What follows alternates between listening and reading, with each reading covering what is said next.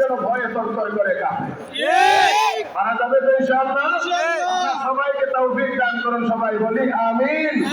আপনারা ভাবিন নবীকে আল্লাহ শিখাইয়া দেন, হে নবী আপনি বলুন হে রাজত্বের মালিক আল্লাহ, হে রাজত্বের মালিক আল্লাহ।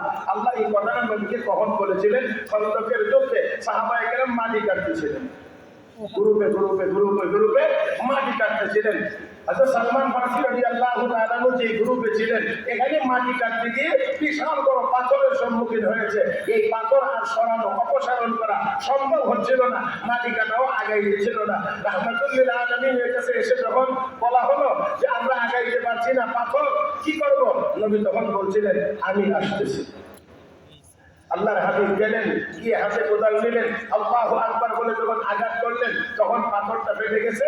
এই লোহা আর পাথরের ঘর্ষণে অগ্নিস্ফুলিঙ্গ বিচ্ছুরিত হয়েছে, কিছুটা আলোকিত হয়েছে আগুনের ঝলকানি। যাতে করে আল্লাহ নবী মুচকি হাসি দিলেন, আবার কোদাল মারলেন, আবার একই অবস্থা, নবী মুচকি হাসি দিলেন। আল্লাহ নবী সাহাবীরা জিজ্ঞেস করলেন ইয়া রাসূলুল্লাহ আপনি এই কোদাল মারলেন